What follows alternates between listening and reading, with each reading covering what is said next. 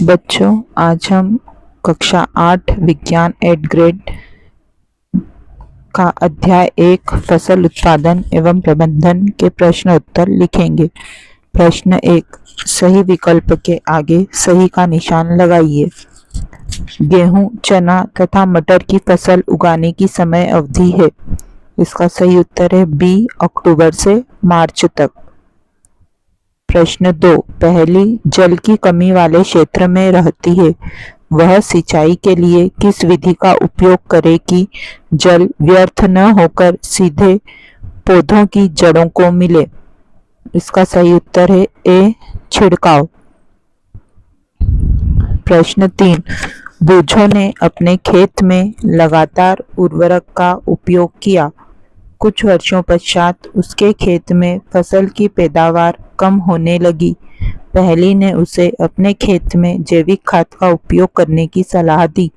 जैविक खाद के बारे में सही कथन है। इसका सही उत्तर है सी, कथन ए और बी दोनों सही है, क्योंकि जैविक खाद से मिट्टी की जल धारण क्षमता में भी वृद्धि होती है और मित्र जीवाणुओं की संख्या में भी वृद्धि हो जाती है। इसलिए इसका सी ऑप्शन, ए और बी दोनों सही है वाला ऑप्शन सही है। प्रश्न 4, कृषि कार्य में किस यंत्र द्वारा बुआई करने में समय तथा श्रम की बचत होती है। इसका सही उत्तर है डी, सीड ड्रिल। पांचवा प्रश्न, इसमें 3 गमले दिए हैं, जिसमें पहले गमले में मिट्टी में गोबर खाद डाली है, बी गमले में मिट्टी और यूरिया है, सी गमले में केवल मिट्टी है। उपरोक्त चित्र में गमले ए, बी तथा सी में चने के बीज को अंकुरित कर लगाया गया। बताइए इस गमले के पौधे का चना अधिक स्वास्थ्यवर्धक होगा। तो इसका सही उत्तर है गमले ए में, जिसमें मिट्टी और गोबर की खाद मिली हुई है। प्रश्न 2, निम्नलिखित शब्दों में से चुनकर रिक्त स्थानों की पूर्ति कीजिए। शब्द हैं नीम की सूखी पत्तियां, छिड़काव तंत्र, मछली, खरपतवारनाशी, ह्यूमस। तो बूझों द्वारा अपने असमतल खेत में सिंचाई के लिए उपयोग किया जाता है, तो छिड़काव तंत्र का। पहली समुद्र तटीय क्षेत्र में रहती है, उसके परिवार के सभी सदस्य का मुख्य आहार के रूप में उपयोग करते हैं, तो मछली। 3, खाद से मिट्टी को प्रचुर मात्रा में प्राप्त होता है, ह्यूमस। अगला है, बूझों ने अपने खेत में गेहूं की फसल के साथ अन्य अवांछित पौधों को भी उगते हुए देखा। इन अवांछित पौधों को हटाने के लिए बूझों का प्रयोग करेगा, तो खरपतवार नाशी का। अगला है, घरों में अनाज के भंडारण में का उपयोग किया जाता है, तो नीम की सूखी पत्तियां। अति लघुत्तरीय प्रश्न में प्रश्न 3, भारत देश में फसलों की कटाई के समय कुछ विशेष पर्व मनाए जाते हैं, कोई 2 पर्वों के नाम लिखिए। तो पोंगल, बैसाखी, बिहू, होली। प्रश्न 4, निम्नलिखित फसलों में से रबी तथा खरीफ की फसलों को छांटिए। धान, चना, मक्का, सोयाबीन, मटर, मूंगफली। तो इनमें रबी की फसलें हैं चना और मटर, और खरीफ की फसलें हैं धान, मक्का, सोयाबीन, मूंगफली। प्रश्न 5, बाजरे की फसल के लिए गर्म एवं आर्द्र मौसम की आवश्यकता होती है, यह किस प्रकार की फसल है, वह इसके उगाने के लिए उपयुक्त महीने कौन से हो सकते हैं। तो इसका सही उत्तर है बाजरा खरीफ की फसल है, इसके उगाने के लिए उपयुक्त महीने जून से सितंबर हैं। प्रश्न 6, निम्न बॉक्सों को सही क्रम में इस प्रकार लगाइए कि गेहूं की फसल उगाने का रेखा चित्र तैयार हो जाए। तो ये चित्र दिया हुआ है हमें। नंबर 1 कटाई, 2 गेहूं का भंडारण, 3 सिंचाई, 4 खरपतवार से सुरक्षा, 5 खाद एवं उर्वरक दोनों, 6 बुआई, 7 मिट्टी तैयार करना। तो इसका सही उत्तर होगा 1 पे मिट्टी तैयार करना, 2 बुआई, 3 खाद एवं उर्वरक दोनों, 4 सिंचाई, 5 खरपतवार से सुरक्षा, 6 कटाई, 7 गेहूं का भंडारण। प्रश्न 7, एक किसान अपनी भरपूर अच्छी फसल काटने के बाद उसे भंडारण से पूर्व सुखाना भूल गया।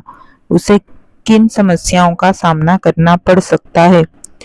तो उसकी फसल खराब हो सकती है अथवा जीवों द्वारा आक्रमण से वे अंकुरण के लिए अनुपयोगी हो सकती हैं। नमी के कारण उसमें कीट पतंगे, जीवाणु एवं कवक लग सकती है। लघु उत्तरीय प्रश्न। प्रश्न 8, बूझो अपने खेत में बुआई के लिए पारंपरिक तरीके का प्रयोग करता है और पहली अपने खेत में बुआई के लिए ट्रैक्टर द्वारा संचालित सीड ड्रिल उपयोग करती है। बताइए बुआई के लिए कौन सा तरीका उत्तम है और क्यों? तो ट्रैक्टर द्वारा संचालित सीड ड्रिल का उपयोग करना उत्तम है क्योंकि यह सुनिश्चित करता है कि बुआई के बाद बीज मिट्टी द्वारा ढक जाता है।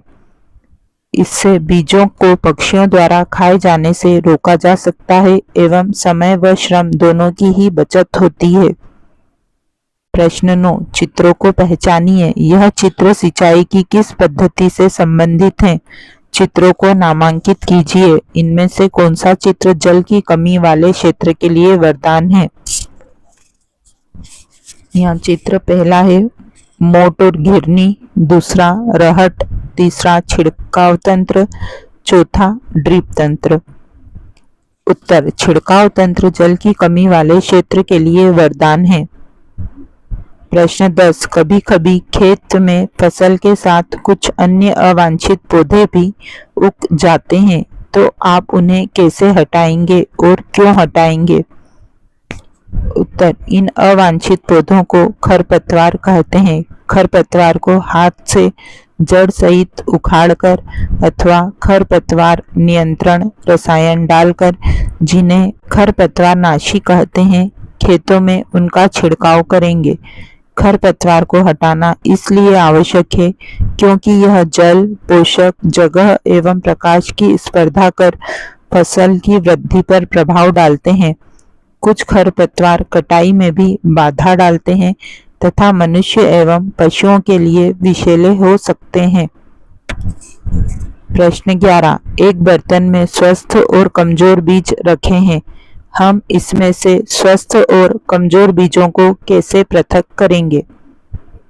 स्वस्थ और कमजोर बीज को पृथक करने के लिए हम बीजों को पानी में डाल देंगे। क्षतिग्रस्त बीज खोखले होने के कारण पानी में तैरने लगते हैं, जिन्हें हम अलग कर देंगे एवं जो स्वस्थ बीज होंगे वह पानी में बैठ जाएंगे, हम वह अलग कर लेंगे। प्रश्न 12, आपको खेती के लिए एक सूखा भूखंड दिया गया है। बीजों को बोने से पूर्व आप क्या क्या तैयारी करेंगे? बीज को बोने के पूर्व हम मिट्टी तैयार करेंगे। इसके लिए हम मिट्टी को पलटेंगे एवं पोली बनाएंगे, क्योंकि पोली मिट्टी में जड़ें भूमि में गहराई तक जा सकती हैं तथा पोली मिट्टी में रहने वाले केचुए और सूक्ष्म जीवों को वृद्धि करने में सहायता करती है। मिट्टी की जुताई के बाद हम खेत में बोने के लिए स्वस्थ बीजों का चयन करेंगे एवं तत्पश्चात बीजों को मिट्टी में बो देंगे। दीर्घ उत्तरीय प्रश्न। बूझो तथा पहली अपने अपने खेत में खड़ी फसलों को देखकर बातचीत कर रहे हैं। बूझो, पहली तुम्हारे खेत में गेहूं की फसल बहुत अच्छी आई है। पौधे बहुत तेजी से वृद्धि कर रहे हैं। पहली, हाँ, मैंने फसलों में इस बार उर्वरक अत्यधिक मात्रा में डाला है। तुम बताओ। बूझो, हाँ, मैं अपने खेत में गोबर की खाद तथा वर्मी कंपोस्ट का छिड़काव कर रहा हूँ। पहली, उर्वरक में पादप पोषक तत्व जैसे कि नाइट्रोजन, फास्फोरस तथा पोटेशियम प्रचुरता में पाए जाते हैं, लेकिन उर्वरक से मिट्टी का गठन खराब हो जाता है। पहली, बूझो, तुम्हारे द्वारा बनाई गई जैविक खाद से पौधों की वृद्धि धीमी अवश्य होगी, लेकिन तुम्हारे खेत की मिट्टी को ह्यूमस अधिक प्राप्त होगी और तुम्हारी फसल अधिक गुणवत्ता वाली और स्वास्थ्य के लिए लाभकारी होगी। क उपरोक्त बातचीत के आधार पर प्रश्नों के उत्तर दें। उर्वरक में कौन से पादप पोषक तत्व प्रचुरता में पाए जाते हैं? उत्तर, उर्वरक में नाइट्रोजन, फास्फोरस तथा पोटेशियम पादप पोषक तत्व प्रचुरता में पाए जाते हैं। 2. मिट्टी को ह्यूमस कौन प्रदान करता है? जैविक खाद मिट्टी को ह्यूमस प्रदान करते हैं। जैविक खाद से क्या लाभ है? जैविक खाद से मिट्टी को ह्यूमस अधिक प्राप्त होगी, जिससे फसल अधिक गुणवत्ता वाली और स्वास्थ्य के लिए लाभदायक होगी। 4. उर्वरक तथा खाद में से फसलों तथा मिट्टी के लिए क्या अच्छा है और क्यों? उर्वरक तथा खाद में से फसलों तथा मिट्टी के लिए खाद अच्छी है, क्योंकि यह स्वास्थ्य के लिए लाभकारी है। 5. उर्वरकों के कोई 2 उदाहरण दीजिए। उत्तर, यूरिया, पोटेशियम सल्फेट। प्रश्न 14. अनुकूल जलवायु परिस्थितियों, उचित खाद व उर्वरकों के उपयोग के बाद भी किसान को फसल की अच्छी उपज प्राप्त नहीं हुई, इसके संभावित कारणों को लिखिए। उत्तर, संभावित कारण निम्न हो सकते हैं।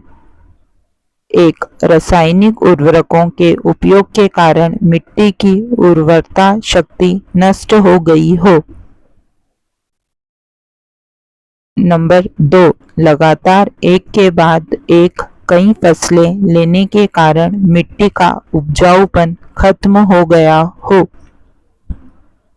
नंबर 3. एक ही तरह की फसल के बार बार उत्पादन के कारण मिट्टी में किसी विशेष पोषक तत्व की कमी हो गई हो। नंबर 4. बीजों का सही चयन नहीं किया गया हो। प्रश्न 15. एक किसान द्वारा फसल बोने के लिए ऐसे खेत को चुना गया जहां कई वर्षों से किसी भी जीव जंतु व पेड़ पौधों की पूर्णतः अनुपस्थिति रही। खेती करने के लिए किसान द्वारा मिट्टी को जोता गया, मौसम भी अनुकूल था, परंतु फिर भी अपेक्षित परिणाम प्राप्त नहीं हुए। इसके क्या संभावित कारण रहे? उत्तर, इसके संभावित कारण यह रहे होंगे कि लगातार कई वर्षों तक जीव जंतु और पेड़ पौधों की अनुपस्थिति के कारण वह जमीन बंजर हो गई होगी एवं उसमें ह्यूमस एवं पोषक तत्वों का अभाव होगा, इसलिए अपेक्षित परिणाम प्राप्त नहीं हुए होंगे या बीजों का चयन सही नहीं किया गया होगा। ब. यदि आप उसकी जगह होते तो अपेक्षित परिणाम के लिए क्या प्रयास करते? यदि हम उसकी जगह होते तो हम उचित बीज का चयन करते, मिट्टी में केचुआ खाद का प्रयोग करते जिससे मिट्टी में पोषक तत्वों की बढ़ोतरी होती एवं जैविक खाद डालते जिससे आने वाले वर्षों में उस खेत से अच्छी फसल प्राप्त हो सके। प्रोजेक्ट 1. मूंग अथवा चने के बीज लेकर उन्हें गीली रुई अथवा कपड़े में लपेटकर रखिए एवं होने वाले परिवर्तनों को तालिका में नोट कीजिए। तालिका है क्रमांक, समय, होने वाला परिवर्तन। तो 1 नंबर, समय 24 घंटे, होने वाला परिवर्तन बीज में अंकुरण होना शुरू होता है। क्रमांक 2, समय 2 दिन, होने वाला परिवर्तन अंकुरण दिखाई देता है।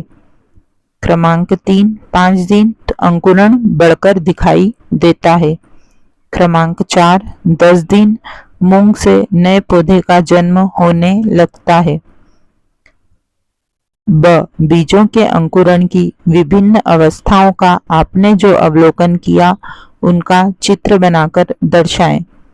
तो ये चित्र है बीजों के अंकुरण की विभिन्न अवस्थाएं। 24 घंटे, 2 दिन, 5 दिन, 10 दिन। प्रोजेक्ट 2, किसी खेत, पौधशाला, नर्सरी अथवा बगीचे का भ्रमण कीजिए तथा निम्नलिखित जानकारी प्राप्त कीजिए। बीज चयन का महत्व, सिंचाई की विधियां, अधिक शीत, अधिक गर्मी व अधिक वर्षा का पौधों पर प्रभाव, उपयोग में आने वाले उर्वरक एवं खाद, व्यावसायिक उपयोग। तो बीज चयन का महत्व, फसलों के अच्छे उत्पादन के लिए बीज चयन महत्वपूर्ण है। सिंचाई की विधियां, ड्रिप तंत्र, अधिक शीत, अधिक गर्मी व अधिक वर्षा का पौधों पर प्रभाव। तो अधिक शीत में पौधा जल जाता है, अधिक गर्मी में सूख जाता है, अधिक वर्षा से सड़ जाता है। उपयोग में आने वाले उर्वरक एवं खाद, तो जैविक खाद एवं यूरिया। व्यावसायिक उपयोग, तो सोयाबीन से सोयाबीन का तेल बनता है। ब कृषि में उपयोग में आने वाली कुछ मशीनों के चित्र एकत्र कीजिए तथा इन्हें अपनी फाइल में लगाकर उनके नाम तथा उपयोग लिखिए। तो ये पहला चित्र है हल का। तो हल का उपयोग जुताई एवं खाद को मिलाने के लिए किया जाता है। यह चित्र है कुदाली का। कुदाली का उपयोग खरपतवार निकालने एवं मिट्टी को पोला करने के लिए किया जाता है। फिर अगला चित्र है सीड ड्रिल। सीड ड्रिल का उपयोग बुआई के लिए किया जाता है। फिर है हार्वेस्टर। हार्वेस्टर का उपयोग फसलों की कटाई एवं सफाई के लिए किया जाता है। अगला है थ्रेशर। तो थ्रेशर का उपयोग फसलों के दानों से डंठल एवं भूसी अलग करने के लिए किया जाता है। दूसरा प्रश्न, पानी की कमी वाले क्षेत्रों में सिंचाई की किस विधि का प्रयोग होता है? छिड़काव तंत्र का। तीसरा, कुछ पौधों को खेत में आरोपित करने से पूर्व पौधशाला नर्सरी में क्यों उगाया जाता है? क्योंकि कुछ पौधे ऐसे होते हैं जिन्हें सीधा बोना मुश्किल होता है, जैसे टमाटर, बैंगन। इनके बीज बहुत छोटे होते हैं एवं इन्हें सीधे खेत में बोने से यह बहुत घने हो सकते हैं। प्रश्न 4, फसल के साथ कुछ पौधे प्राकृतिक रूप से उग जाते हैं। यह पौधे फसल के लिए किस प्रकार हानिकारक हैं? प्राकृतिक रूप से उग जाने वाले पौधे खाद, जल एवं प्रकाश के लिए स्पर्धा कर फसल के उत्पादन को प्रभावित करते हैं। फसलों के भंडारण की विधियां लिखिए। तो जूट के बोरों में, धातु के बड़े पात्रों में एवं बड़े पैमाने पर भंडारण साइलों या भंडार गृहों में किया जाता है। इसी के साथ हमारा अध्याय 1 समाप्त होता है। अध्याय 2 के साथ हम जल्द ही मिलेंगे।